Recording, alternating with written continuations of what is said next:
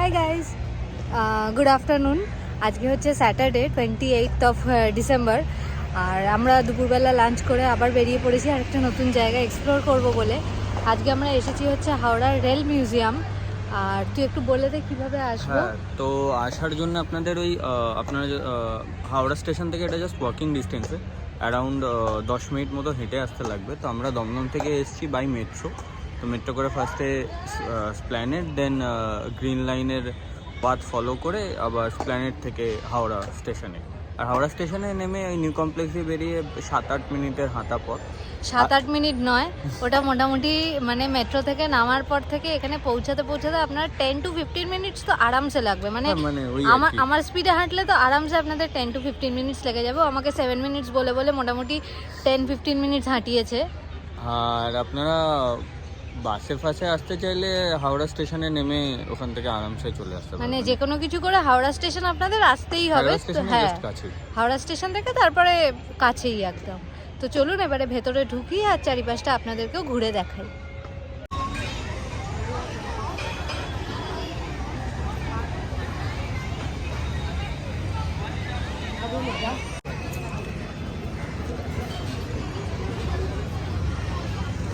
চাটা কেমন?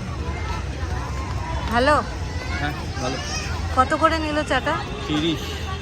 এই এক কাপ চা 30?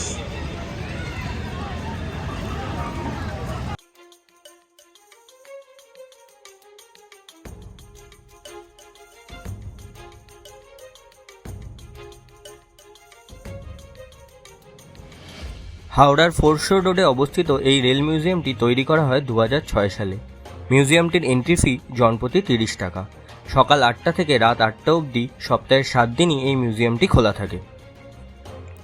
মিউজিয়ামের গেট দিয়ে ঢুকেই বাঁ দিকে আপনারা দেখতে পাবেন হল অফ ফেমের ওয়াল, যেখানে স্টিম ইঞ্জিনের আবিষ্কার থেকে শুরু করে পরবর্তীকালে তা কীভাবে আজকের অত্যাধুনিক ট্রেনে পরিণত হয়েছে তার খুব সুন্দর ইনফরমেশন দেওয়া রয়েছে ছবি সমেত।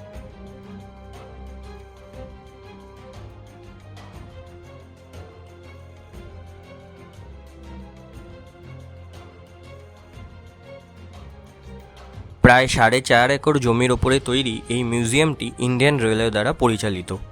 ইস্টার্ন রেলওয়ের প্রথম যাত্রা শুরু হয় 1854 সালের 15ই আগস্ট। সকাল 8:30টায় হাওড়া স্টেশন থেকে ছেড়ে 91 মিনিটে গন্তব্য হুগলি পৌঁছেছিল প্রথম ট্রেনটি। হাওড়া রেলওয়ে স্টেশন তথা ইস্টার্ন রেলওয়েজের ডেভেলপমেন্ট আর ইভলিউশনের বহু নিদর্শনার তথ্য রয়েছে মিউজিয়ামটিতে। 150 বছরের পুরনো স্টিম ইঞ্জিন, ট্রেন চলাচলের সময় ব্যবহৃত পুরনো লণ্ঠন সিগন্যাল, সেই সময় কমিউনিকেশনের জন্য ইউজ হওয়া টেলিফোন আর তার যন্ত্রাংশ সহ বিভিন্ন সামগ্রী রয়েছে এই মিউজিয়ামটিতে।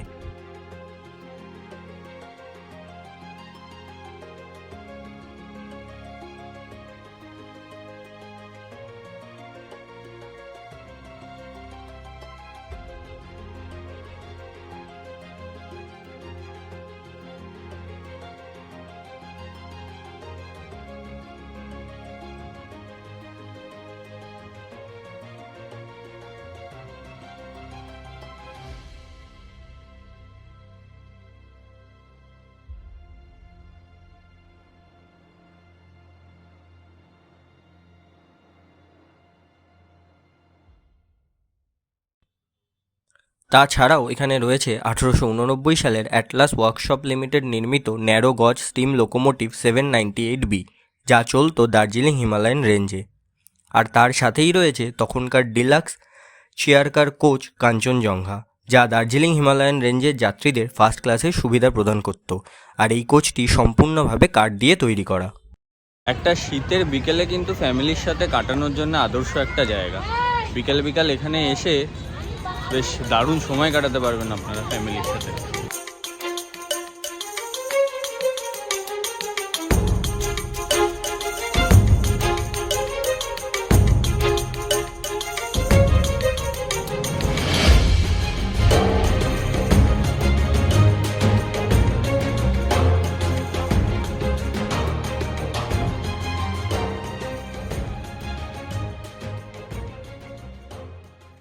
ভেতরের জায়গাটা অনেকটা বড়, মানে গেট দিয়ে ঢোকার পরে বেশ অনেকটা জায়গা ঘুরে দেখতে হয়। কিছু দূর ছেড়ে ছেড়ে অনেক কিছু ওরা বানিয়ে রেখেছে সেগুলো ঘুরে দেখার জন্য।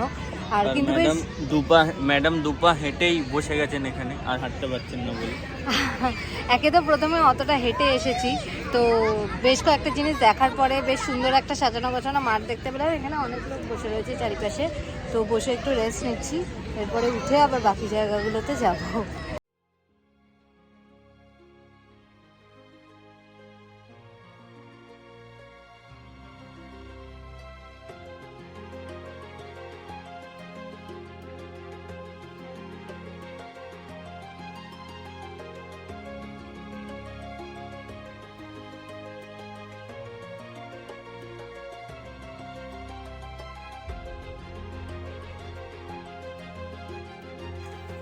আর এই মিউজিয়ামের মধ্যে কিন্তু আপনারা খুঁজে পেয়ে যাবেন হাওড়া স্টেশনের আদলে তৈরি হাওড়া স্টেশনের একটা ছোট্ট সংস্করণ, যার ভেতরে কিন্তু খুব সুন্দর করে সাজানো রয়েছে আমাদের ইন্ডিয়ান রেলওয়েজের অজানা বহু তথ্য।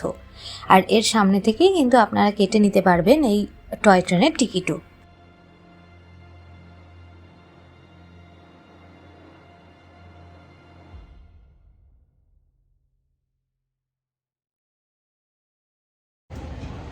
আজকে আমরা মাইক নিয়ে আসতে ভুলে গেছি, তাই জন্য কতটা ভয়েস আসবে আমরা জানি না, বেশিটাই ভয়েস ওভার দেবো।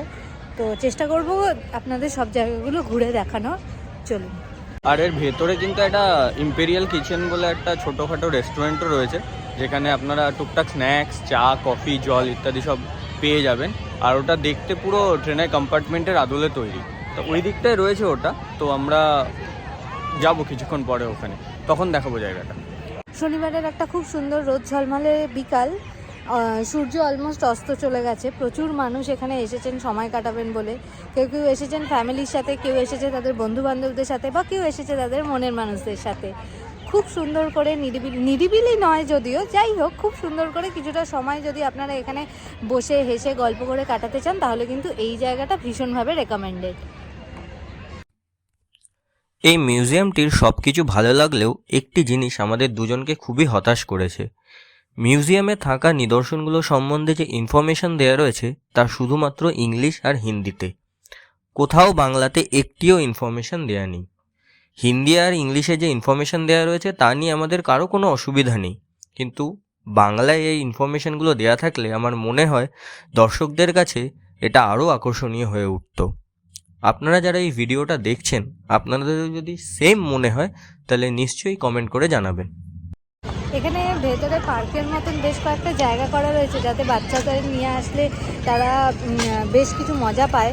তো টয় ট্রেন তো অলরেডি আছেই ভেতরে, এছাড়াও একটা ওই ময়ূরপঙ্খীর মতন একটা দোলনা আছে। আর সামনে আমি আরেকটা জিনিস দেখলাম, যেটা আমার ছোটোবেলায় ভীষণভাবে চড়তে ভালো লাগতো। আর যখনই আমি বায়না করতাম, মা বাবা তো ডিরেক্টলি বলে দিত যে না, এখন আর মেলায় এই জিনিসটা দেখা যায় না, যদিও বা দেখা যায়, মানে খুব কম সংখ্যক মেলায় এই জিনিসটা আসে। তো আমি দেখাচ্ছি আপনাদের, তো আপনারাও আমায় কমেন্ট করে বলবেন যে কজনের এই জিনিসটা ছোটোবেলায় চড়তে ভালো লাগতো।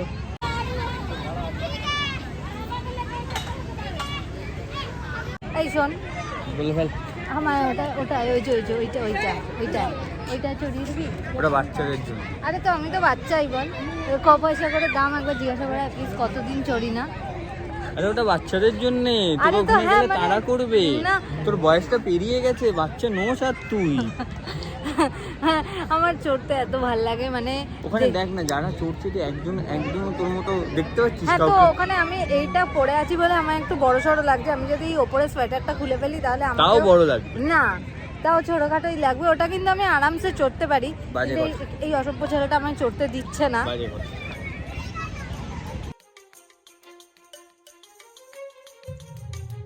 এখন আপনারা সামনে যে সাদা ইঞ্জিনটি দেখছেন সেটি হলো Lokmanya Tilak electric locomotive engine. এটা কিন্তু আমাদের ইন্ডিয়ান রেলওয়ে জার্নির খুব ইম্পর্ট্যান্ট একটা ইঞ্জিন টুয়ার্ডস ইলেকট্রিফিকেশন। 1961 সালের 14ই অক্টোবর এটা ফার্স্ট আনভেল করা হয় ইন্ডিয়াতে। আর এটাই ছিল first fully developed and build electric engine, আর তৈরি করেছিল চিত্তরঞ্জন লোকোমোটিভ ওয়ার্কস। বহু বছরের সার্ভিস এবং আরও উন্নত ধরনের লোকোমোটিভ ইঞ্জিন তৈরির আশায় এটা ফাইনালি রিটায়ার করে 2000 সালের শুরুর দিকে। আর এখনও এই ইঞ্জিনটিকে কিন্তু এই মিউজিয়ামে খুব সুন্দরভাবে সংরক্ষণ করা রয়েছে। যা কিনা তুলে ধরে আমাদের প্রাউড ইন্ডিয়ান ইলেকট্রিক রেলওয়ে এরার হিস্ট্রিকে।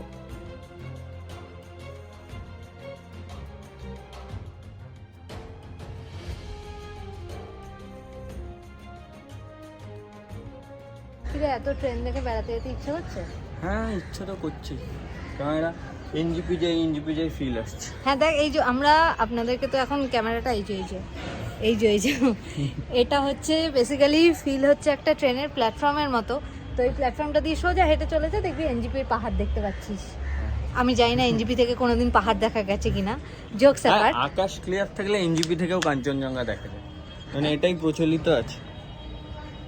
চারিদিকে প্রচুর ট্রেন, মানে এই জায়গাটাতে বেসিক্যালি ওরা একটা কারশেড বানানোর চেষ্টা করেছে, তো চারিদিকে প্রচুর ট্রেন। এছাড়া এখানে আছে আরও একটি ইলেকট্রিক লোকোমোটিভ ইঞ্জিন WAM-1, যেটা ছিল ইন্ডিয়ার ফার্স্ট 25,000 ভোল্টস 50 হার্জের এসি ইলেকট্রিক লোকোমোটিভ ইঞ্জিন।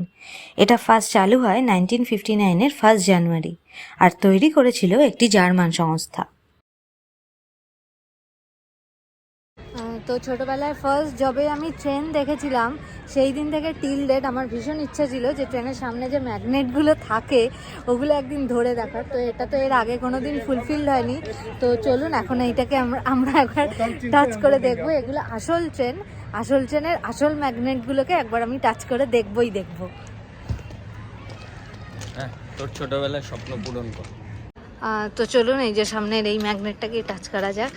এই যে লোহা থাকলে বেশ চেক করা যেত ম্যাগনেটগুলো কাজ করছে না। লোহা নেই তোর কাছে কিছু? লোহা নিয়ে ঘুরে, আরে মানে কোথাও তো হ্যাঁ, মানে এই ম্যাগনেটগুলো টাচ করা আর তার সাথে সাথে এগুলোর অ্যাট্রাকশন পাওয়ার কতটা সেটাও আমার খুব দেখার ইচ্ছা, কিন্তু সেটা তো আনফর্চুনেটলি এক্ষুনি হবে না। তো যাই হোক, টাচ করতে পেরেছি, এটাতেই আমি খুশি হয়ে গেছি।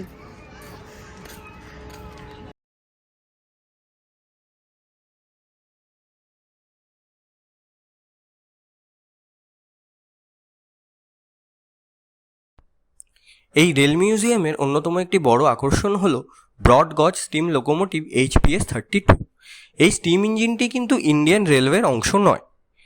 1971 সালে বাংলাদেশের মুক্তিযুদ্ধের সময় এই ট্রেনটি ইস্ট পাকিস্তান থেকে ইন্ডিয়াতে প্রবেশ করে। ইন্ডিয়ান আর্মি এই ট্রেনটিকে আটক করে এবং পরবর্তীকালে এর স্থান হয় ব্যান্ডেলের ইয়ার্ডে। তারপর 2006 সালে এই স্টিম ইঞ্জিনটি এই রেল মিউজিয়ামে এনে রাখা হয়।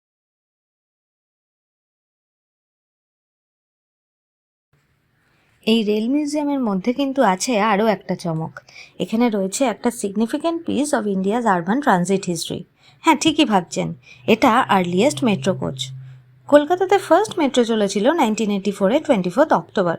তখন কিন্তু এর রুট ছিল মাত্র ভবানীপুর, বা যা আজকে নেতাজি ভবন নামে পরিচিত, সেখান থেকে স্প্ল্যানেড অবধি।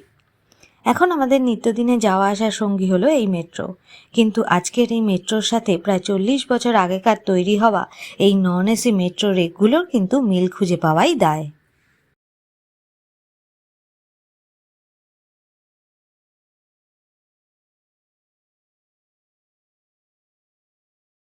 তো এখন আমরা রয়েছি এই ইম্পেরিয়াল কিচেনের সামনে। এটা এই রেল মিউজিয়ামের ভেতরেই তৈরি একটা ট্রেনের কামরার মধ্যে ছোট্ট একটা রেস্টুরেন্ট। টুকটাক স্ন্যাক্স জাতীয় খাবার পাওয়া যায়। তো যাই ভেতরে দেখি কি পাওয়া যাচ্ছে, ওখানে গিয়ে দেখা হচ্ছে ভেতরে।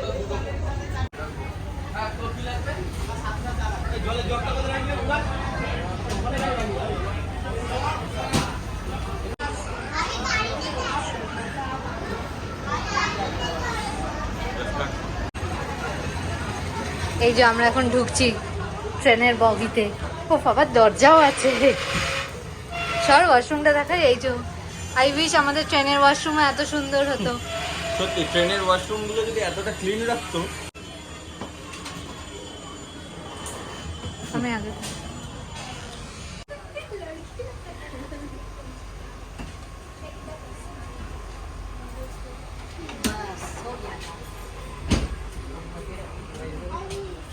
আর এখানে ঢুকেও যথারীতি উইন্ডো সিট ম্যাডাম দখল করে নিয়েছেন।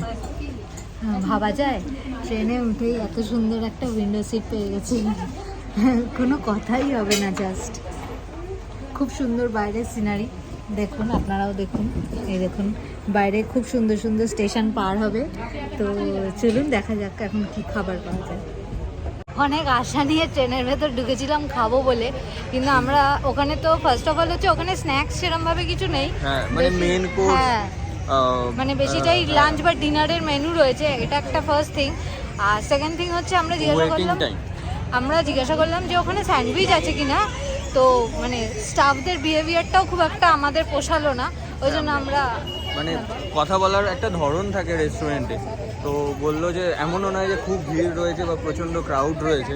তো আমরা বললাম যে স্যান্ডউইচ পাওয়া যাবে কিনা, বললো হ্যাঁ পেয়ে যাবেন, কিন্তু সময় লাগবে 45 মিনিট। তো একটা স্যান্ডউইচ বানানোর জন্য আমার যেমন একটা রেস্টুরেন্টে 45 মিনিটস একটু বেশি টাইম, তো যাই হোক তো ওটা ভীষণ আননেসেসারি লাগলো, তাই জন্য আমরা বেরিয়ে এসেছি। এসে এবার বাইরে একটু এগিয়ে আরেকটা দেখছিলাম, এরকমই ট্রেনের মতোই সাজানো গোছানো আরেকটা ছিল। হ্যাঁ ওই সেটা আরেকটু ওই হাওড়া স্টেশনের দিকে যেতে, সেটা দেখলাম ওই বন্দে ভারত ট্রেনের মতো দেখতে একটা, সেখানে আর কি কিচেন রয়েছে। তো দেখি আর কি ইম্পেরিয়াল কিচেনে হলো না, যদি বন্দে ভারত একটু আমরা খেতে পাই বিকেলবেলা স্ন্যাক্স, তো যাই সেখানে। তো চলুন এবার আবার ওখানে গিয়ে দেখা হচ্ছে আপনাদের সাথে। এই যে আমরা এসে গেছি এখন ওই রেল কোচ রেস্টুরেন্টটাতে। তো তার এন্ট্রান্সটা দেখেই তো আমার মন ভালো হয়ে গেল। আমি অলওয়েজ মনে করি যে রেস্টুরেন্টের অ্যাম্বিয়েন্স ভালো, সেই রেস্টুরেন্টটা মানে ভালো হতেই হবে। তো এটার অ্যাম্বিয়েন্সটা তো আমার প্রথমে দেখেই খুব পছন্দ হয়ে গেল। তো চলুন ভেতরে যাওয়া যাক।